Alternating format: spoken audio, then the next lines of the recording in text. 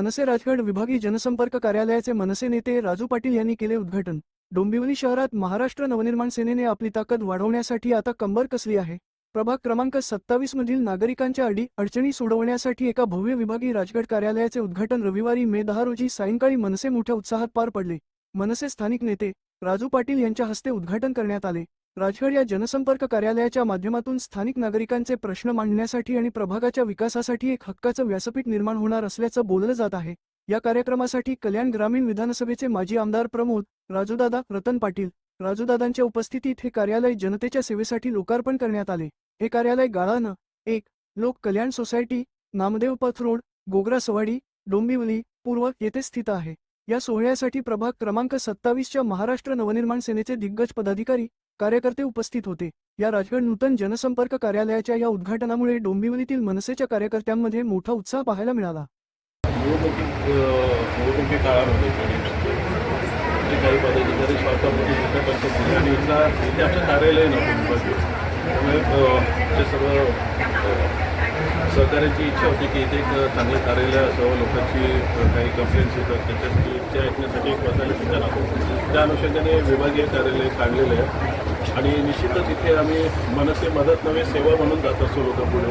त्या अनुषंगाने ती पोरं काम करतील इथे आणि पक्ष वाढवतील अशी या अपेक्षा कार्यालय उघडले। मागे जरा आवाज थोडासा कमी करा। त्याच्या घाणेरड्या माणसाबद्दल व्यक्त होऊ नका। कोण काय बोलतो त्यापेक्षा त्याची लायकी काय किंवा त्यांचा बोलविता धनी कोण आहे त्याकडे लक्ष द्या आणि त्यांना जे पाहिजे ते आपण द्यायला नाही पाहिजे। त्यामुळे या अशा घाणेरड्या माणसाच्या विषयी आम्हाला बोलायची अजिबात इच्छा नाही आणि त्यांनाही विनंती की फक्त तुम्ही जरा सांभाळून उद्या कोणी येऊन तुमच्यावर हल्ला करेल आणि आमच्या माणसाचं नाव घ्याल त्यांना जपून फिरा।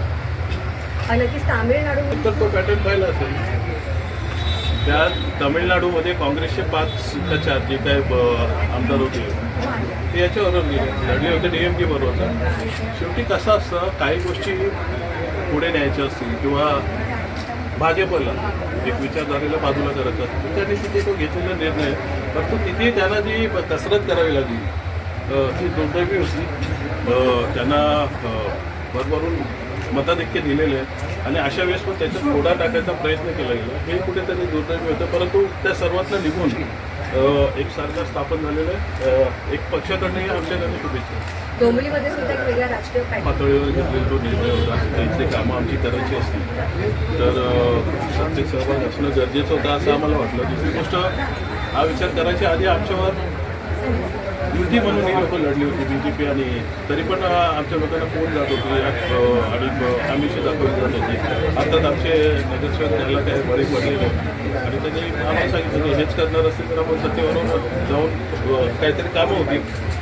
नक्कीच येत्या काही दिवसामध्ये मी खासदार श्रीकांत शिंदे याच्यावरून बसून आमच्या नगरसेवकांच्या वॉर्डातली तसेच आम्हाला अभिप्रेत असलेली काही कामांची यादी घेऊन बसलं जातं आणि निव्वळ हे शहराच्या विकासाचं असेल इकडे शहराच्या दृष्टिकोनातून जो प्रश्न नाही पडत आहे। खरं तर फेरीवाला असेल किंवा हे अनधिकृत रिक्षा स्टँड वगैरे असेल हा मुद्दा फक्त आणि फक्त मनसेने घेतलेला आहे।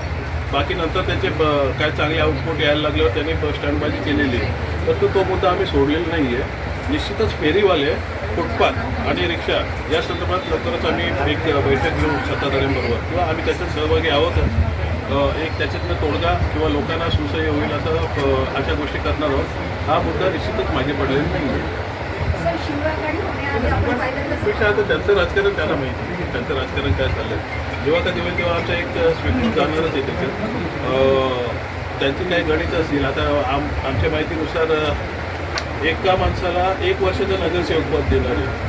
आता काही लोकांच्या अपेक्षा कमी झाल्या की आता ज्याला पहिल्यांदा भेटेल काही पक्षातला, आमच्या पक्षात तसं नाही आहे, तर त्याला 8-9 महिने भेटतील।